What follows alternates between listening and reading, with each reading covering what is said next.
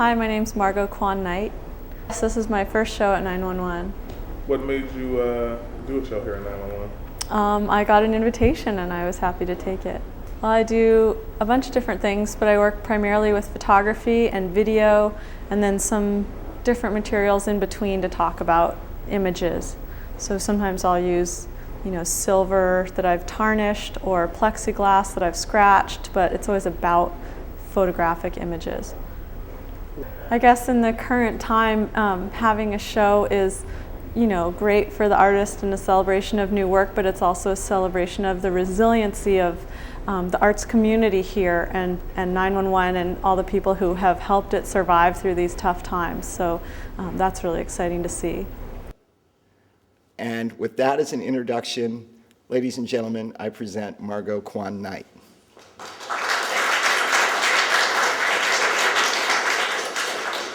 Thank you guys, everyone, for coming, and I want to thank 911 for the opportunity. It's been fabulous to get to, work on projects here and talk about ideas with people who are around the center.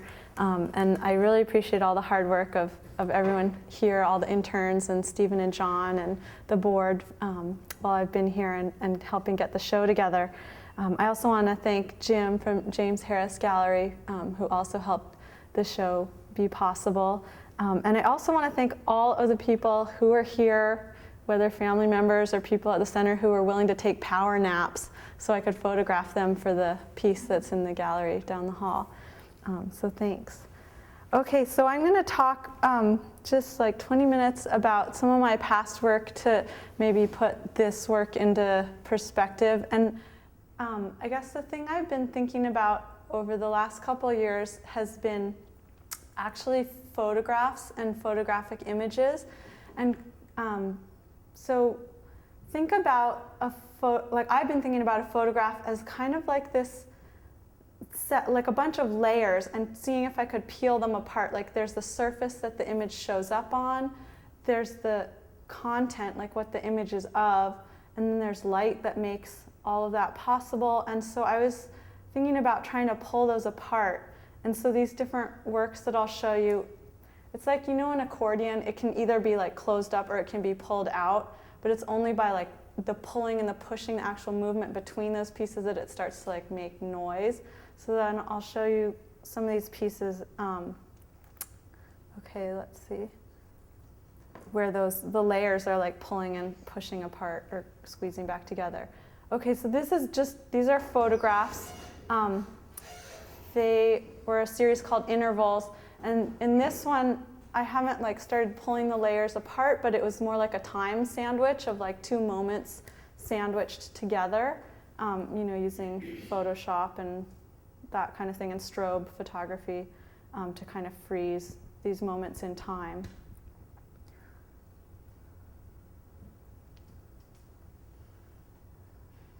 So, and then I started thinking about like incorporating the space and trying to make, make different ingredients in the sandwich, I guess, and try and have a still image and a moving image together. And so these are like two different moments in time. One is a print. This is just experimentation I was doing around the house, where there's like a slide of a slide of a baby being projected onto a still picture of an adult. And so then I came up with this piece, which I called Night Portrait, and it's a still photograph, and then I took video of the exact same imagery, and in the video it's dark most of the time, but then this light comes by, and so when that video is projected through the photograph, it kind of brings the photograph to life. So I'm going to explain like three of these pieces that are like video combined with a still element, and then I'll show you some short clips of them. This other piece was called Hand. In this piece, it's the footage is one thing, and then I wanted that footage to somehow participate in making itself visible. So I projected the footage onto this clear piece of plexi, and I put sandpaper on my hand, and I did what the footage was doing, like petted the surface in the same way that the hand in the video was petting this hair. And so then I'll show you, just like keep these 3 things in mind, and then I'll show it to you. This third piece along those lines is called spray. And here I wanted to visualize the action of the light hitting this surface to make an image, which is sort of what all images are, but this one was like making that explicit. So I took video of water spraying against a plexiglass surface, and then normally, if you shoot video onto plexi, it's just clear, nothing, it goes right through. And so I have to abrade the plexi and like dent it kind of in order to make it white, so there's something like a surface for the image to land on. So I kind of did like a hand by hand sand blasting with some pebbles, like throwing them at this sheet. Okay, so here's night portrait. And I'm going to skip the installation part because you saw how that was done. So here we're in front of the photo. The video is projecting, but it's projecting dark. And then periodically there's these moments when this light event happens, and then there'll be like a few seconds or a minute or a dark period between the next event where there's this light happening.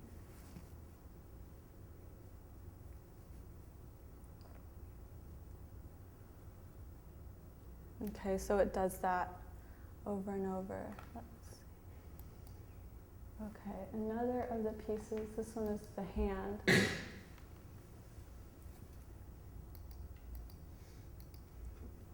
Okay, so that's like what the footage looks like when it's projected onto that plexi that I scratched in the same motion.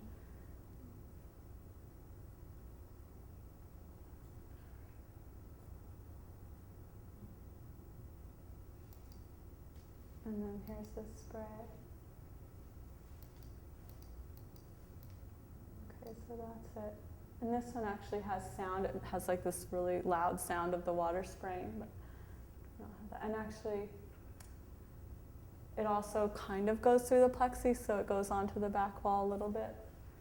You don't see in that shot. Okay, so I'm going to... okay, so the next thing I'll talk about is instead of combining a video element with a still element, I started to combine a reflection with the photograph and trying to add some of the real world into these compressions. So this piece is called Reflection. You maybe saw it at James Harris Gallery last year. It's a light box that's also a mirror. So it's a light box that then on the front of the light box there's a two-way mirror. And the lights inside the light box sort of slowly turn on and off. So when they're off, the surface looks like a mirror. So here's me in front of it, like photographing it. It's in the gallery, so I see what's in the gallery. And then the lights are on this slow cycle, so every 2 minutes they're on and they're off by themselves. And when they're on, then it functions more like a light box and the light shines through that two-way mirror. And then you see a photograph of the gallery space, and you kind of become this fainter image. So it sort of fluctuates between the real reflection and the photograph of the space that you're in. This piece is called Mirror Portraits, and these are unique pieces. So like I made this piece for myself, but if someone else wanted it, I would make one of them, because here I wanted the picture to have a relationship with the person that it was taken of. So if I stand in front of this, I see myself, and if you stood next to me, you would see me in that angled picture. And the idea was kind of, as I age, over time, I'm filling in new details to that face. This one was another one where it's a light box, then with a two-way mirror in the front. This was called Pistoletto, and it was a response to an artist named Pistoletto he did works in the 60s that were like sheets of polished stainless steel, and he would silk screen images of people onto them and position them vertically in the gallery, so it looked as if, and they were super reflective, so it looked as if it was like a doorway into another room in the gallery, except there was sort of a person in that doorway. And so I took his idea and turned it on its side into a more cinematic kind of space. This was my image, which was a game with his name. In Italian, pistola is gun and letto means bed. So I turned it into this like more psychological space where that's the piece installed. And then if you're there in front of it, you kind of see yourself on either side of the image. This piece is called Silver. Again, it was trying to compress or extend time within a photographic image. So here I have a sheet of silver-plated brass that's very reflective, like polished to a mirror-like finish. And then I silk screened acid onto it to tarnish it. So that's what it looks like. And the acid has, encouraged like that part of the image to tarnish, but the rest of it over time will also tarnish. So my idea was that eventually this photograph has a lifespan, just like the person in the photo has a lifespan, and it'll eventually turn black. This is an installation piece. This is a shot from the installation called Sky. So this was a set up in the parking lot outside of the gallery. I had these mirrors, and then they reflected light from the sky into the gallery hallway, and then that mirror in the hallway reflected the light up into the gallery onto this photograph that I hung inside in this dark room. And that was the only light source, was the sun. And so for like 10 minutes a day, when it would hit those mirrors, this thing would light up and be very bright. And then the rest of the time there was sort of enough ambient light that it would kind of glow. But in this piece I was thinking about, again, layering a still photographic element with some kind of light source from the world. And I was talking with a friend who's a landscape photographer, and he would talk about spending hours out in a field waiting for the perfect light for the moment to take his image. And so I thought about us as viewers, waiting for the perfect light to experience the piece and see the image. And the gallery kind of became this, like a camera, where this image is an abstraction of reality that comes in, and you see the sky, but in this sort of cropped format. And then this is a piece I'm working on right now, a series. So with the videos, and then this is a photographic project. I'm thinking about some things in common, so I thought I'd show you this. So this is a quilt that I made. It's 3 feet by 4 feet, and all those shapes are glass mirrors that are cut in a traditional 8-pointed star pattern. So, because I was thinking about how in the old days people used quilts to kind of sum up their family's identity, like each piece of fabric would represent something in the world, like, grandma, the dress grandma made, or these were from the old sheets, or this was, the curtains. And then now photographs, people are crazy about scrapbooking, or you go into any teenager's bedroom and they've got, all their friends and rock posters plastered on the walls. And so each of those images becomes part of this composite that people are using to talk about their identity. So I tried to combine the two. And so I'll take this quilt to people's homes and I hang it up like this in my neighbor's house. And then this is the other side of the room. And then I put the camera in front of the quilt and I photograph what's on the surface. And so this is one of the images that came out from that. And each of those little pieces of glass is only glued at the middle, so I can kind of like ram tissue paper under there so it doesn't, if it's looking at the camera, I kind of try to get away from the camera. So that's a closer up shot of it. So I've got a bunch of these. I just put a couple in for you to see. It's like it's the same quilt every time, but it takes on a really different look when it goes into different people's houses.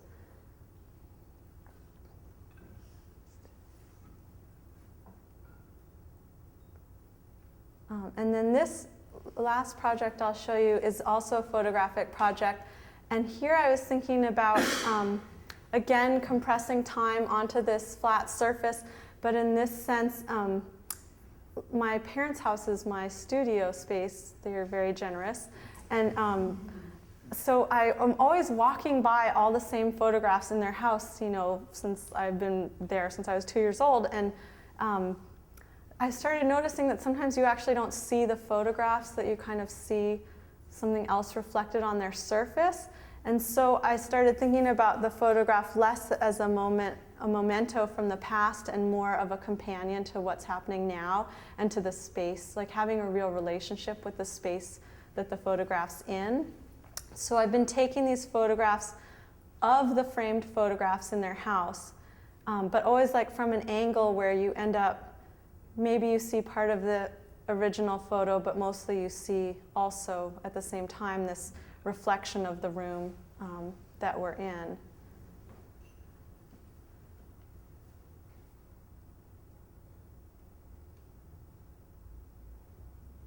So I feel like I'm just constantly kind of walking back and forth past these same things, and like they're changing every day.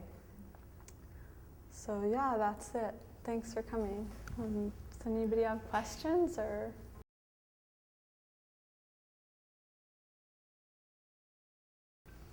Okay, so the one in the gallery is a series of still photographs, and so I would photograph either actual men or post-mortem photographs of men from a book, and I have a little lamp with a dimmer on it, like I wired a dimmer on, and so I'd be there with the digital still camera and just take photos one after another with, the dimmer's almost down to the bottom, it's really dark, and then I'd slowly, fade as I was taking those stills. So that whole piece is stills, and the camera is what's generating those weird that pixel phenomenon, because it can hardly see.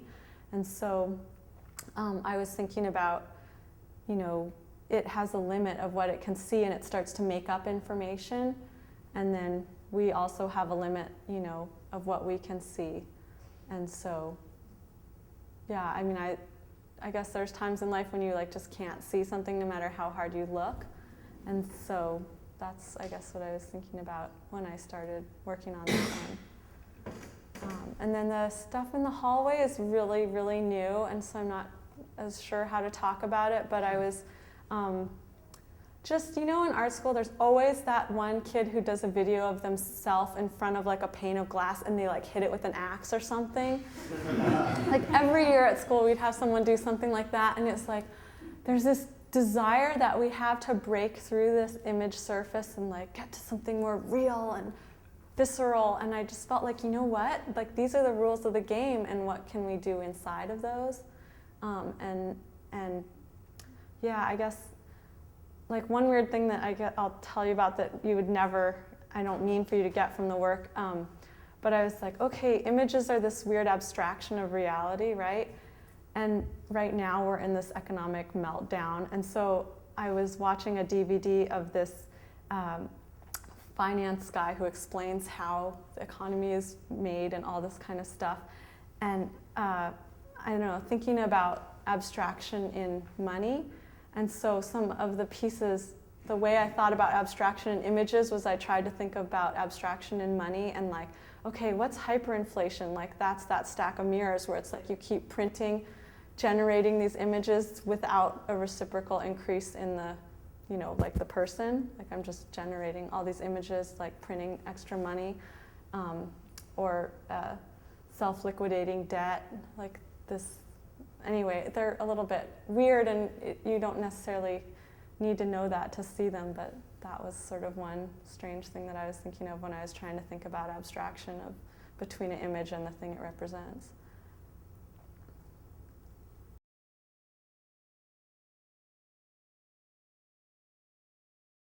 I guess there's probably a connection, because one came first in some way, or this idea of, film was a series of still images one after another, which, with video and interlacing, I don't know, maybe it's not quite that clear cut anymore. But I have a hard time answering that because I came so clearly from one camp. I came from the photography camp, and when I first started, in 2004, I started interning at 911 so I could use their equipment and take every class. And my projects were cut and dried. Like if you looked at video history, it was like first you set up the camera in front of something and just watch it happen. That was like my first project. The next one is like you set up the camera and you act out something in front of it. And then like maybe you start doing cuts. And I was very much, without knowing it, following this like super rudimentary, like, how do you do this kind of path. But yeah, I guess the real thing that I see as the difference is like the still image and then like this moving world, and like video and poetry and all those other media are like part of that moving for me because I'm so embedded here, and so I'm just like grabbing for anything that I can to try and cram it in between those layers and see if like they'll be more that way somehow. I don't know if that answers your question.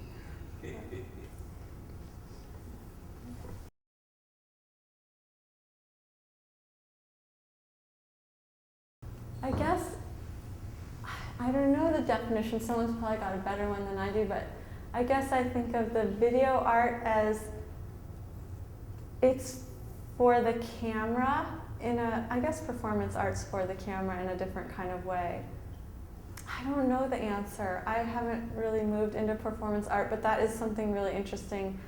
I don't know if the video art would survive if it was in real life.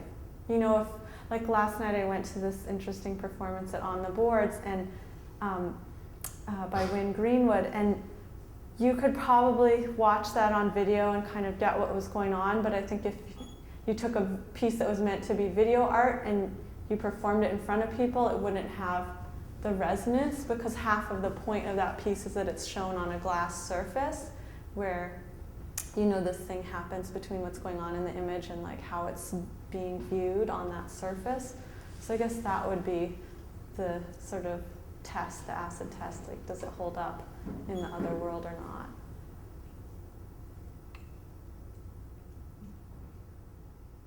All right, thanks for coming, everybody.